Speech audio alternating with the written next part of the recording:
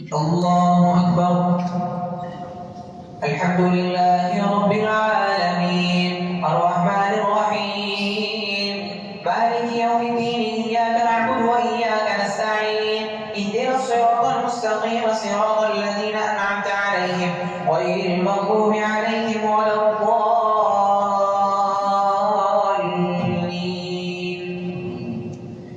قالوا يا موسى إنا لن ندخلها أبدا ما داموا فيها فاذهب أنت وربك فقاتلا إنا هاهنا قاعدون. قال رب إني لا أملك إلا نفسي وأخي فافرق بيننا وبين القوم الفاسقين.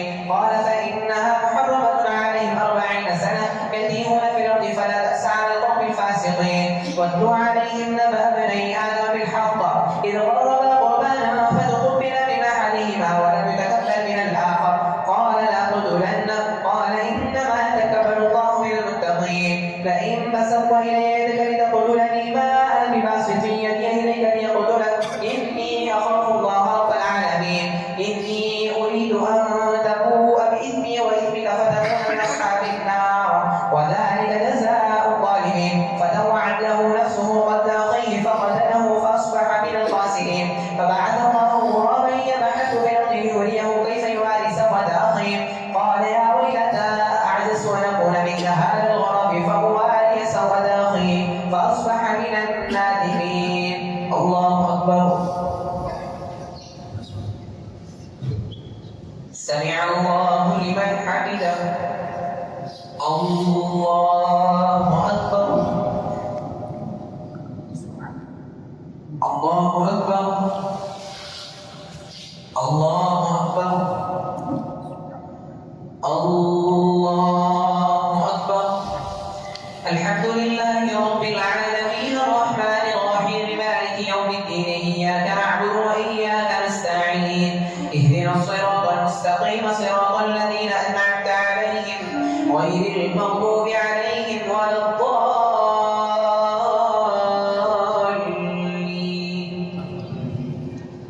من أجل ذلك كتبنا على بني إسرائيل أنه من قتل نفسا بغير نفس أو فساد في الأرض فكأنما قتل الناس جميعا ومن أحياها فكأنما أحيا الناس جميعا ولقد جاءتهم رسلنا بالبينات ثم إن كثيرا منهم بعد ذلك في الأرض لمسرفون.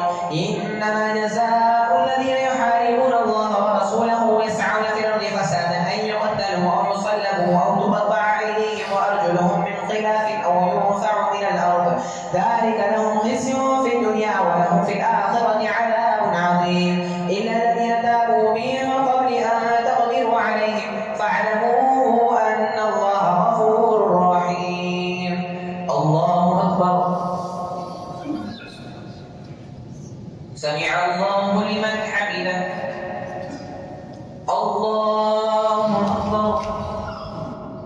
الله أكبر. الله أكبر. الله أكبر. السلام